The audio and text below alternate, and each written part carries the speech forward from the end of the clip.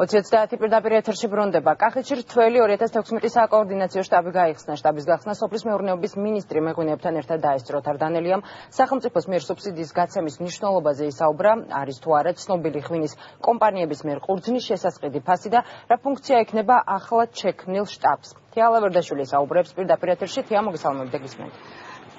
სახელმწიფოს აქვს სრული მზადყოფნა იმისთვის, რომ წლევანდელი რთველი ორგანიზებულად და შეუფერხებლად წარიმართოს. ამის შესახებ განცხადება დღეს თელავში სოფლის მეურნეობის მინისტრმა ოთარ დანელიამ რთველი 2016 საკოორდინაციო შტაბის გახსნაზე გააკეთა, რომელსაც ადგილობრივი ხელისუფლების წარმომადგენლები და ღვინის კომპანიის ხელმძღვანელები ესწრებოდნენ. როგორც ოთარ დანელიამ განმარტა, წლევანდელი უხვი მოსავლის მიუხედავად არც ერთი კილოგრამი ყურძენი რეალიზაციის გარეშე არ დარჩება და ყურძნის იმ ნაწილს, რომელსაც კერძო კომპანიები ვერ შეისყიდიან, მის რეალიზაციას უკვე სახელმწიფოს მიერ გახსნილი ღვინის ქარხნები უზრუნველყოფენ.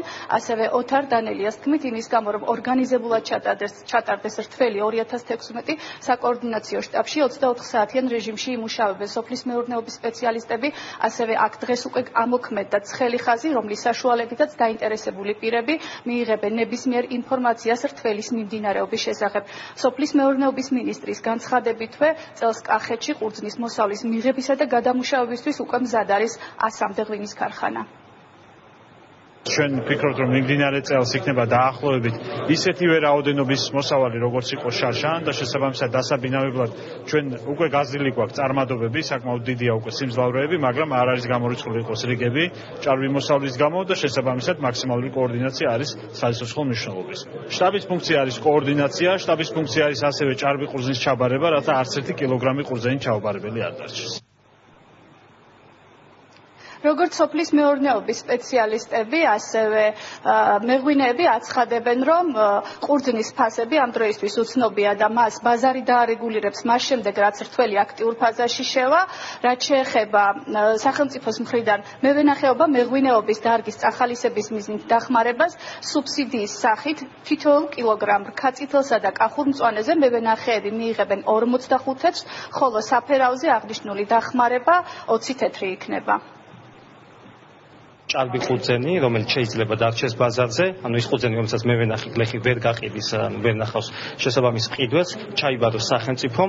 ამ შემთხვევაშიც მიზანია, რომ ყურძენი არ უნდა გაფუჭდეს, ყურძენი სულ კახეთში სრულად უნდა გადამუშავდეს.